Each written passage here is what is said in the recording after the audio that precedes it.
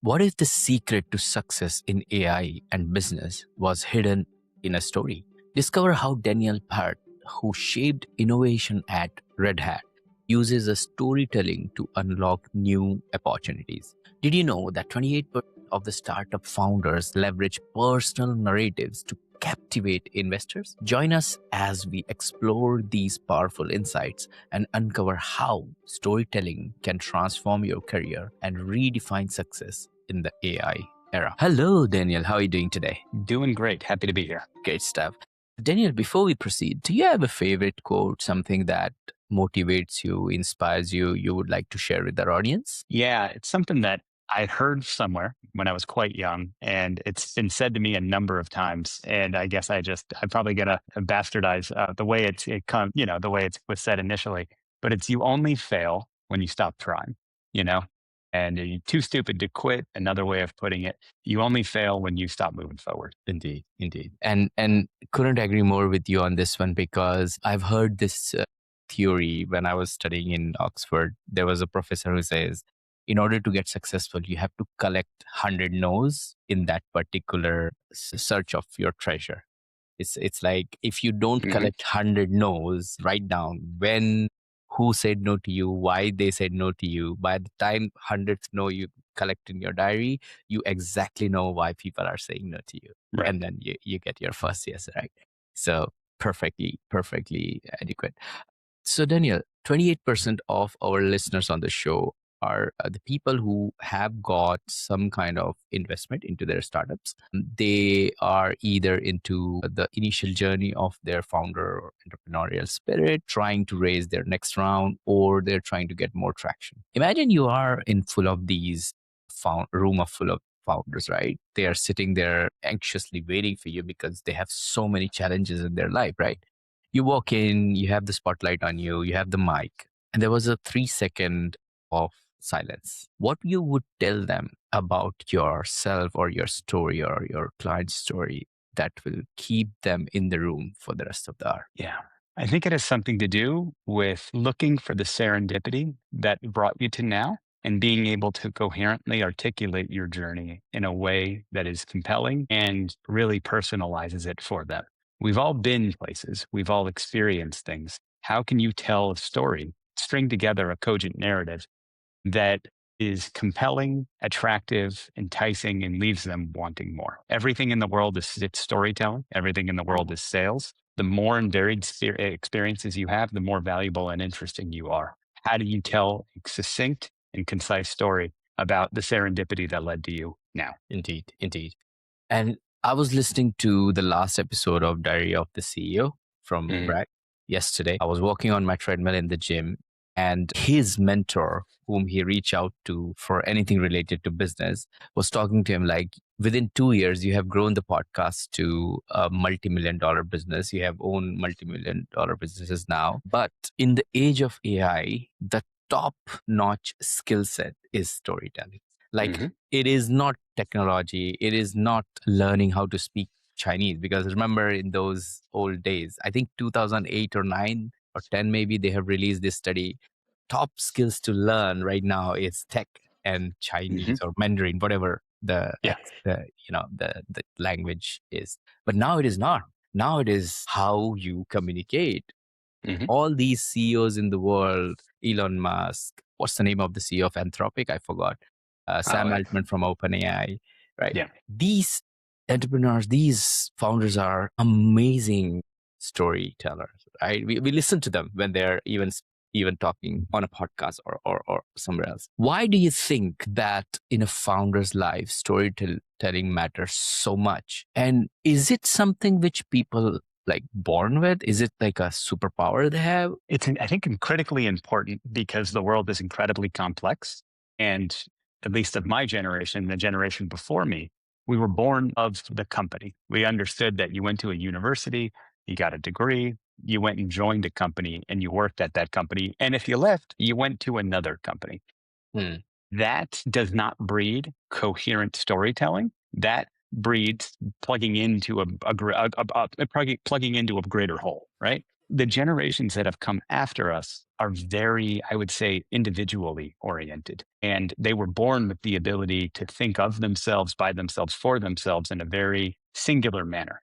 And that's because the world has largely atomized, become much more individual centric. Hell, look at media over the past 30 years. We went from a monoculture to Reddit, right? The Mm, velocity and volume of information was such that individuals had to really reflect on what was valuable to them. And now we operate in a world that is very singular. It operates, via a single screen, access to whatever information you want, which means that if you're being sold to or selling, you're speaking to a broad audience rather than a single enterprise customer like back in the day. So, mm, because of that and the complexity of the world as it is and the world to come, especially because of AI and the volume of high quality output, you really have to speak with a great resonance to the individual. What are they experiencing? Where are they in life? What insecurities or fatigues or frictions are they feeling? If mm. you can do that and you can find common resonance with a great broad subset of problem spaces, you've really tapped into something. And it's not natural. It can be learned, but I think the younger generations are much more, I'd say, organically good at it, if that makes Mm. any sense, than the older generation. And it's no cognitive issue or anything like that. It's simply being born into a culture that appreciates it and operates in that way. Indeed, indeed. There was a very famous stand-up comedian, and he travels all across the world: New Mhm, York, London, Japan. He comes from Mumbai, and he comes from a very small city in India, somewhere in the center. His name is Zakir Khan, and he mhm, he always says in his speech that buying expensive clothes, putting them on your body, and looking good is not expensive. You can actually work hard and then buy expensive clothes and look better, or even not expensive, but you can look better, right? Look impactful.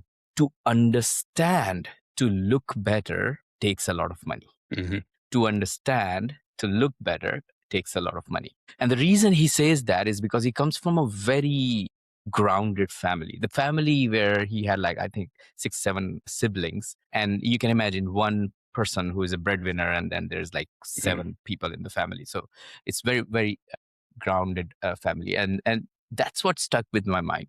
You've been very close to the top notch executives. You've been a CTO, I think chief of staff for the CTO of Red Hat, right? How do these people think, and why do these people come from very decent backgrounds? All the peoples who are at the top executive levels, I see their story starts from very humbling backgrounds. I mean, there are people who inherit, inheritances from their families, but mostly most successful stories, especially the underdog stories, are like that.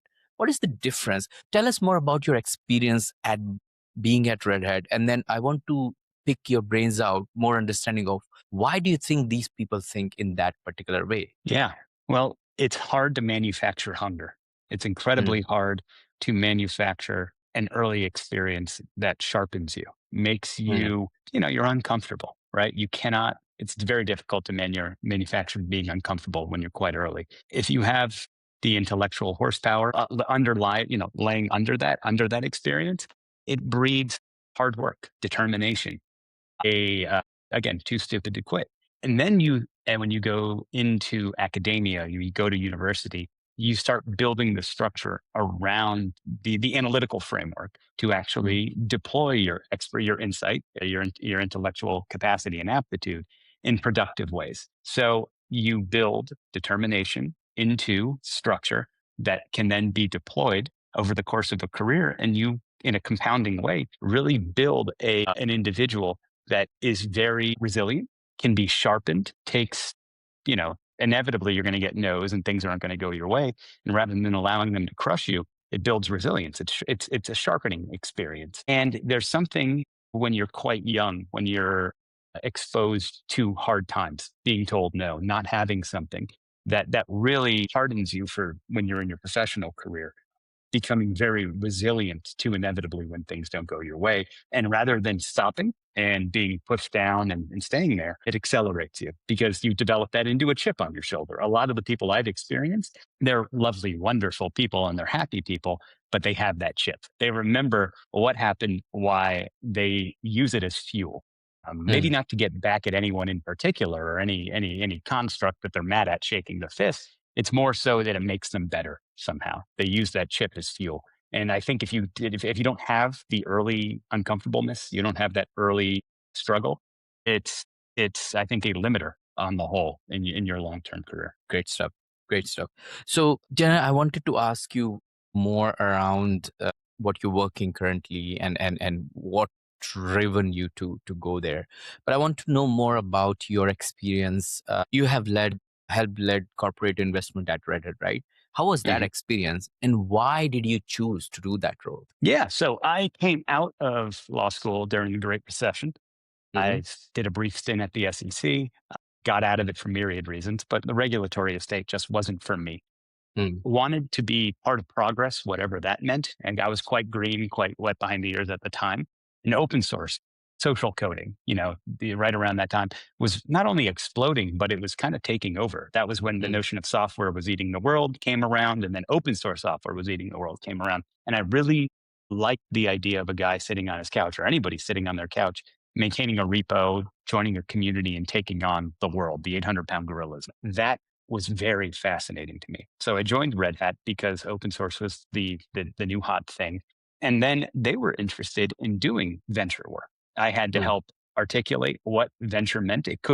Could be a number of different things. In the ecosystem, you had Intel Capital at the time that was investing for pure returns. You had very strategic investors that were basically putting a cap on valuations for some future M&A acquisition activity.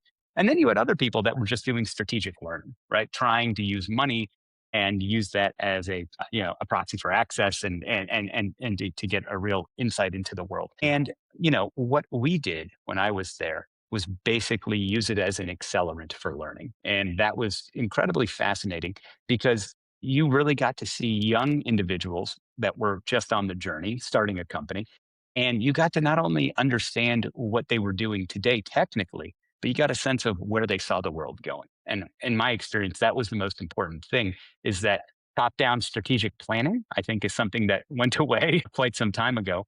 But bottoms up strategic learning using money for access was something that we really used to our advantage. And it was really beneficial, separate and apart from any M&A activity that may have come at a later date. Yeah, yeah, indeed. And one more question, just before we move on to the AI space, is, in your opinion, what is the biggest threat we're going to face in our near future? And by near future, I mean like next 5 to 10 years in our, I wanna say digital life, but I think our digital life now affects quite a lot our actual life, right? So Mhm. I'm gonna use life, right? What is the biggest threat you think technology poses in front of us in our near future, and why or why not we are not trying to stop it? Yeah, I think it's the notion of sovereignty and the utilization of AI to make people feel like they're not valuable or much, I mean, definitely not appreciated, but on the whole, not valuable. And if things go a certain way, people stop participating in a way that they have before. So think about the world as it was. If you were W-2, 1099 here in the United States, you were employed, you were Mm. engaged, you were trading time for money, and you were appreciated because you were the door through which progress came through. AI is now an easy button.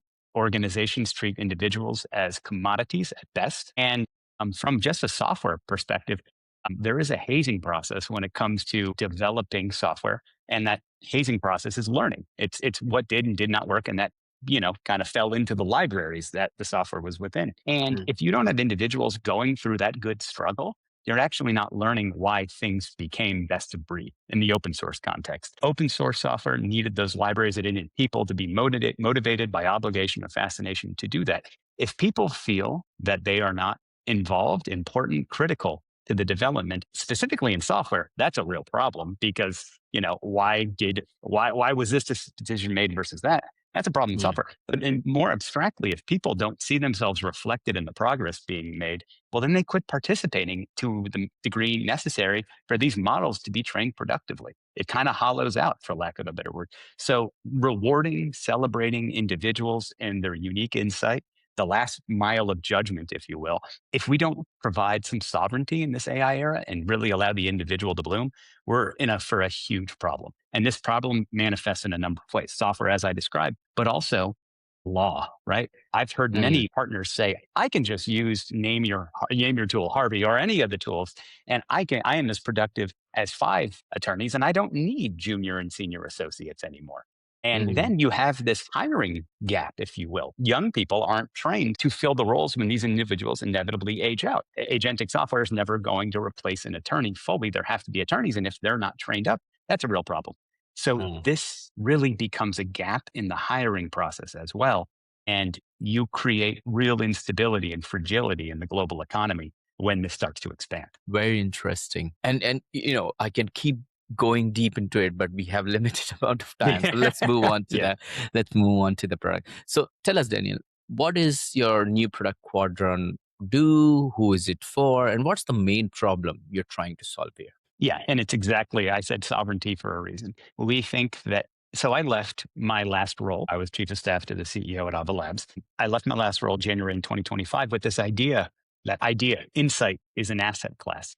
So very quickly, AI collapses the cost of analysis. When you think about dissimilar things in the world, patents, for example, the Mm, cost to analyze or compare one patent versus another patent was hugely expensive. You have to find an expert, allow them to take the time, and then that's just a single opinion. And then you have to go and certify that opinion with others. Huge cost to dissimilarity, analysis of dissimilarity. AI largely collapses that cost. We can now analyze dissimilar things quite rapidly, and we can unlock them, make them not static, and actually build volume. So if you have assets that are dissimilar, what is the largest asset class in the world that we have yet to structure because of the cost of analysis? It's here. It's wetware. It's in our heads. It's mm, our expertise. It's our insight. It's our judgment. So after a year of learning and kind of testing things out, we realized it's not ideas are assets. It's expertise is the asset class, the thing that births the ideas. Well, that's great, well and good. What does that actually mean? Is there going to be a New York Stock Exchange of me and you?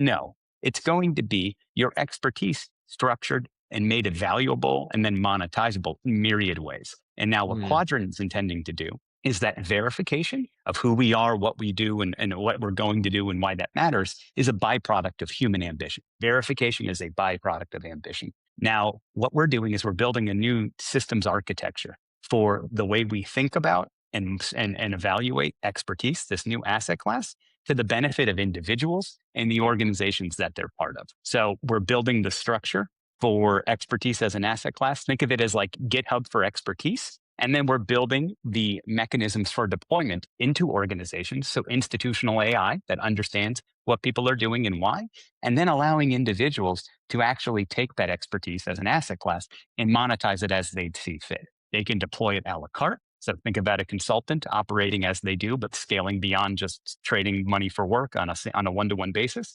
Alternatively, running your entire operations agentically using your expertise, actually making yourself kind of like thinking of us as the Shopify for your business built on your expertise that you deploy how you want. It's an entirely new market opportunity and an asset class. And that asset class really relies on the individual's imagination and creation on how they want to monetize. I actually saw a movie a couple of years back where I think someone's granddad expired and they somehow pulled all of his knowledge and put it into a robot on a wall. And then they Yeah. started talking to them. Are we talking something like that in real world now? Yeah, I mean, I think there's actually companies that are trying to do that. Look at well, not only like tone of voice and the way like the intonation, all of that, but also like the patterns of how people respond. I think there are companies doing that. That's great, good. That's not my interest. My interest is allowing individuals to capture the value that they bring to the world and monetize. Maybe at some point in time, somebody wants to take your professional record and say, Ash, we're going to put you on the wall. That's not what I'm trying to work on. I'm trying to give you the keys to the car that is you and let you drive wherever you want. Got it. Perfect. Thank you so much for that, Daniel. So, have you already figured out what problems this is going to solve in future, or because you're creating a new category altogether? Yeah. It's not something people are using right now. You need to educate them first of all how it's going to benefit them, and then potentially people will try it. And for some people, if it works, it works. If some people it doesn't work, then they will just feedback you in a constructive way. But have you like figure out some use cases in real world, maybe in B2B or B2C, whichever direction you want to go? And have you tested this hypothetically, maybe, or any kind of research you have done? Yeah. So we're revenue generating on the institutional side. Hmm. The low hanging fruit is that innovation acceleration in organizations is a real problem. A lot of people doing a lot of stuff, and there's really no way to get a 300-degree perspective of it. There needs to be a finishing layer as well because of the volume of information being created within by individuals and organizations is such that nobody knows what good and done is. You can't really rely on Google Drive or Box or anything like that. You need a Mm, human being to say, this is the thing that I finished, and here's how I got to it, and here are the decisions I've made. And so contextualizing the value of the artifact. That is the institutional AI layer we've generated, we've created. It helps individuals and organizations better understand what they've created and why, and what that means to the broader ecosystem of within an organization. That is kind of low hanging fruit. But the reality of it is that individuals need to be incentivized to structure information and expose it a certain way. If we're going to create this finishing layer, you need the individual as the curator of the information. So, what we're mm, embarking on now is helping individuals be rewarded for doing the right things by the organizations. Now, individuals don't operate simply within an organization, they operate more broadly. They operate for themselves as a consultant, so on and so forth. And then you realize this looks a lot like GitHub. And we've seen this episode before. You have the personal realm and you have the professional realm, and the individual operates within both, except we're not just talking about code anymore. Code may be how your expertise is exposed in some scenarios, but we're talking about your expertise more generally. And what we're working on now is helping individuals start capturing their expertise and telling their own story in a way that currently is only, the exposure layer is LinkedIn, right? You write the things that you've done, you have your totems of competence, and then somebody employs you or somebody's interested in you and they're taking a gamble because they don't actually get to see what's under the surface. We're mm. providing what's under the surface. We're actually showing reproducible, redeployable expertise. I want to dig in deep on what you just said, like around like a human needs to be there to find out like this is correct and this is what the Yeah, decisions I have taken. I've seen a lot of people or organizations who are trying to sort of verify something which was done in the past or currently with the help of AI. I mean, you you cannot trust AI to verify AI, right? exactly. Yeah. And that is crazy in my opinion. How do we tackle it, and how are you trying to solve that problem in quadrant Great, 2? great Yeah. question. Yeah, I've seen all of the solutions and the organizational amnesia problems that have been with us for a half century now. What most people don't understand is that it is not just a technological problem, or alternatively a compliance related problem. The world really falls into two camps when it comes to verification. It's a technological issue. IT is going to handle it. Let's throw a widget at it. You see a lot of cybersecurity solutions that kind of speak this language, and this widget will save us, right?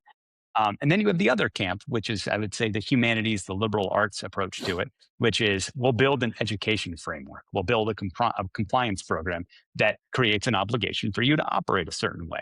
Those work, but maybe not as well as they should. It's actually the marriage of those two. And that's a new incentives framework to encourage individuals and give them the tools to show how it actually benefits them. Again, verification is a byproduct of human ambition. I want to tell my story. I want to show how I've created progress. I want to generate an opportunity for myself. And as a consequence of creating this auditable record of progress, verification is a byproduct. Now, the before times, the information that came before this, it's very hard to show what was in my head and what I did. That's not really what I'm talking about here. But in the future, I have a high degree of confidence that verification is not an isolated activity. It is something that is a consequence of an individual on their own personal journey that an organization can tap into readily. Interesting. And does it goes towards, so if I take a use case of, let's say, 5 years back, right? In UK, when you are, let's say a very simple example, when you're moving home, right? You Mhm. have to provide all of your passport, your national insurance number, your HMRC number, all these kind of things to the agencies to the real estate agencies to verify you so that they can sort of like agree with you and the landlord that you're able to take the house, right? If you're renting it. That process is now streamlined with the help of software. I don't know if there is any AI involved, but what I've Mhm. realized it now you can just open a phone app on the phone, touch your passport with it, and it does everything for you. You don't have to do anything. Does Quadrant touches any aspect of that kind of verification, or it is more around the personality of the individual? Yeah, so that is a credentialing system that's Mhm, operating on persistent identifiers that you've compiled through your life, right? On right, the back end, there's probably a clearinghouse somewhere. There's probably some agreement where revenue, like every time you do it, there's a revenue share, something like that. It falls out. But these credentials are something that you're obligated to have to be a citizen of a country, of the world, so on and so forth. That is structure that is driven by qualifications and outcomes that we've achieved through our lives, right? I am of voting age. I get this thing. I graduated. I have this piece of paper. There is a lot of interstitial moments in mm, life that simply are not captured, not quantified, and not monetizable. And they exist in the professional realm primarily because we've always been trading money for work, right? That's the way we've operated. In the future, there's so many opportunities to capture those data points and monetize ways that we've never really had access to previously. And that's what Quadrant's focused on. We're not looking to replace a clearinghouse. Maybe that happens one day if you have a robust data environment. We're trying to help individuals capture more value from those moments that the systems we have today don't account for. And the systems simply aren't capable of operating in the way they have, given the velocity of creation in the AI era. indeed. Okay, great. So let's talk a little bit about who is your ideal customer persona and what's the ideal use case for Quadrant? Yeah, it really breaks down into two. A VP of innovation or a CI, forward looking CIO, Mm, has a real desire to understand what is good and right and correct, the thing, the artifact, and who generated it, where did the information come from, and why. That is, let's say that I walk out the door and I no longer work for a company. How do you ensure that I kind of persist, my context persists, and know what was the good and right and correct thing? Because our intellectual property system rewards artifacts. It's an archaeological exercise. It's retrospective. Helping organizations fulfill the intellectual property obligations by filling in the contextual gaps. That's where Quadrant fits, and we do it quite well. The one that I'm very interested in from an ICP perspective is AI native individuals going forward, young students, individuals that are in old systems that are using new tools. And there's kind of a skills as well as an infrastructural mismatch, right? Of recognizing these individuals for the work that they're actually doing. Helping these individuals capture their information and tell their own story is really where Quadrant is going. Building the sovereign identity, helping individuals monetize, helping individuals get the job that they want by showing their true value is, I think, the real opportunity for an organization like Quadrant. right. Great stuff. And you said that you're already revenue generating. Would you be able, can you give us a sense of the size of the business? Where are you in terms of revenue, number of customers, size of team, etc.? Yeah. So January is when we launched the enterprise product. My team of five has really been pursuing R1, R2 research institutions in the United States because commercialization as an obligation that they have, taking stuff from the lab and licensing it to the world is very hard, especially in this environment where funding is not what it used to be. You have 15 attorneys that are dealing with 60 or 70 PhD programs, and it's nothing. No, those attorneys can't be expert in all of them. A solutions like ours simplifies the information capture and the contextualization. So those R1, R2 research universities like Wake Forest was our first customer. That's where we really see the sweet spot for us. From there, regulated activity, healthcare. We have an LOI with a to be named large IDN in the United States. That's where we head. Med tech, med device companies that operate in this university healthcare ecosystem because small companies have to work with large companies to go to market. They need to protect their intellectual property. That's a sweet spot for us as well. So on the institutional side, it's the university ecosystem, healthcare, regulated activity, and then small companies that spin out of universities to work with the larger institutions. On the individual side, I'm currently with my team developing the prototype to drive this from the enterprise to the individual. helping individuals really tell something that's more productive and more, I think, robust than what a LinkedIn profile provides them. That's really our next opportunity. We have a prototype. I don't even want to call it a beta, but we have a community that we're developing that's closing in on 1,000 individuals that are really helping us explore what it means to build sovereign identity that you can start to monetize agentically. Interesting, very interesting, and congratulations for the Thank you. progress you have done so far. So, Daniel, before we move into our quickfire round, I was thinking to ask you a personal question. Like throughout your journey and experience, there must have been some valuable lessons learned, right? If you don't mind sharing, could you reflect on your experience that tells us about one mistake or a setback that you have encountered along the way that you kind of consider regret or not regret or a lesson learned? And additionally, what advice would you give our listeners based on this experience? Yeah. Starting a company too young when you don't deeply understand the value chain of an industry is deeply problematic. You can have the most intellectual horsepower in the world, and that is not a replacement for wisdom and expertise. I see a lot of individuals, especially on the West Coast, getting a lot of funding because they have a felicity with language or numbers or data models, what have you, but they don't have the experience in an industry to identify the opportunity and move quickly. They speak in broad general terms around the space without being specific on the wedge, the entry point, because that's where the pain actually resides. And it's not something that somebody's going to tell you because it's not something anyone can tell you. It has to come through the gut feeling of knowing an industry and how it operates and knows what the weak point is. For Mm, me, that was intellectual property, understanding that trade secrets are the scalable opportunity in the AI era, protecting things and exposing them as trade secrets.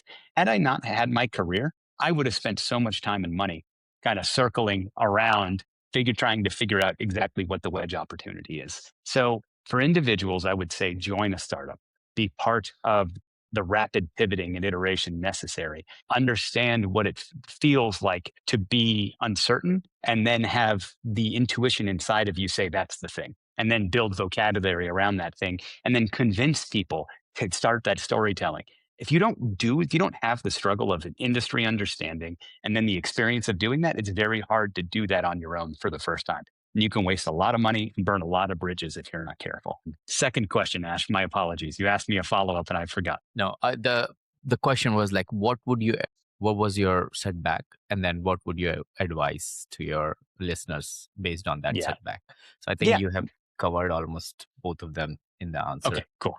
Good. Yeah, great stuff. Okay, so let's move on to our quick fire round then. What are the top three strategies to make sure that innovation happens in your enterprise and you have the accountability for it intact in 2026? Yeah, great question. Top three. First off, get a good transcript maker or note taker. I don't care which one you use; they're always changing. But have something. Mhm. Ensure you have a flat organization where individuals feel that their voices can be heard. And lastly, is accountability. And I think that's always been the one. Somebody's got to put their hand up. Too many things get left hanging, floating around in the ether. Build a system that works for you. Encourage individuals that speak their minds. Not everyone has the same communication style. As a leader, you need to account for that. And then you are accountable for keeping individuals accountable. Those two really help make the last one easier. Indeed, indeed. What book would you recommend to our audience and why? Yeah, The Information by James Gleick. It's Information of a History of Flood, I think is the full name, by James Gleick. And it talks about information theory, going all the way back to the Sumerians and Babylonians to, Babbage in the Victorian era, all the way up to Claude Shannon and information theory created, moving into the era of bits. Not only is it a good history, it's a good elucidation of the way that we think, right? Why we think the way we think, how vocabulary and thought created the computation, at least the computation as we currently understand it. If you're going to operate in this era where skills as we understand them, I went as a computer science major, I did this in college, as that kind of fades away, you need to think about how to think and learn how to structure the way that you communicate. And then lastly, it teaches you, I think, in a more meta sense, agency, right? That the world around you is very obtainable and ascertainable if you put the effort into understanding it. And that's Claude Shannon's story, and I'll let the book tell that. But it's a fascinating book, covers a lot of ground, and I think is hugely valuable to the audience today. Thank you for that. I'm going to add that into my reading list now on Yeah. Kindle. I don't know if they have a Kindle version or not, but I'll try. What's one attribute or characteristic in your mind of a successful founder? Agency. Sorry to last question setting up this one. Yeah, agency is something that you can't really teach. And I think that comes from when you're quite young. My parents were entrepreneurs. This just, oh, that's a great idea. Let's go do it. The Hmm. feeling and sense that you can achieve pretty much anything. I know there's a Steve Jobs quote about the world being created by individuals no smarter than yourself. And the deeper point there is just do it. Just go out there and figure it out. Now more than ever, given the tools that we have, that is entirely feasible. Indeed, indeed. What's your favorite personal productivity tool or habit in 2026? Oh, that's a really good one. Obviously, the knee jerk is one of the AI tools. But to be honest with you, I've been moving towards using just an old watch, keeping time, and Hmm. not relying on my calendar. So I would have said last year, calendaring tools was great because as you're starting a company, you got to be on your time. But calendaring tools are not not on your wrist. So I think an old fashioned watch is actually something I really am enjoying these days. Oddly enough, Hmm. That's great. That's great. yeah, I moved away from my Apple Watch to a normal watch now because yeah. I think that is, I don't have to recharge it. It's linear. It's giving you one thing, not 15. And I guess that's the point I was trying to make is like Yeah, a watch, an old watch, be it digital, analog, mechanical, whatever. It's giving you one thing. And there's very few things in life like that in this world. indeed. What's your favorite personal, or maybe I can ask it in a different way.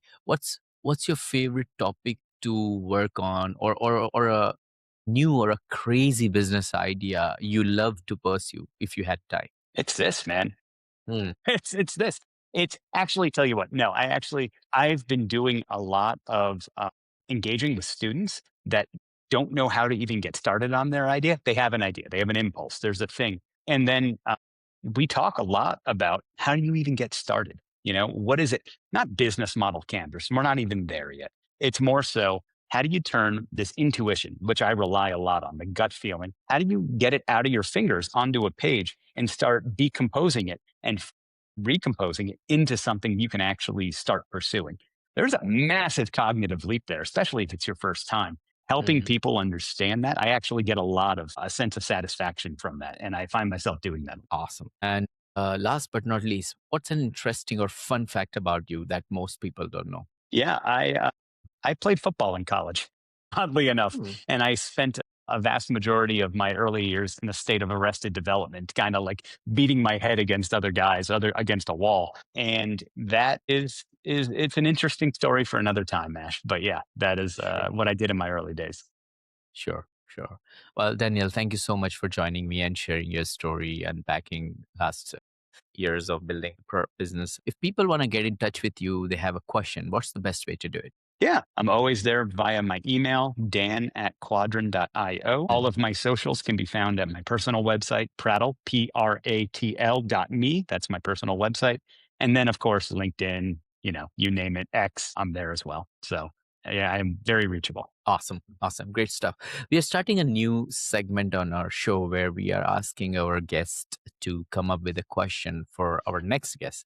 And that's based on you have no idea who's going to be, what their expertise would be. What question would you like to ask to our next guest? Yeah, great question. What does distribution mean to you? Is my question. And why I asked that question is back in the day, go to market, marketing, whatever you wanted to call it, pretty rudimentary, pretty straightforward. I think all of that has been totally exploded, specifically in the last 6 months. Mm, So as we recompile the skill set that was go to market and marketing, what does distribution mean to you? Is it social? Is it LinkedIn? Is it word? Is it press and flesh going out? How are mhm. you thinking about getting the word out there? I think that is a critical question in this day and age. And I don't think there is a right answer. I think there's just a lot of perspectives. That would be really interesting to hear out Yeah. from our next guest. Well, Daniel, thank you so much for joining us today and sharing your inspiring journey and the impactful work you're doing. It's been an absolute pleasure having you on Founders Podcast. Appreciate it. Thank you again for having me.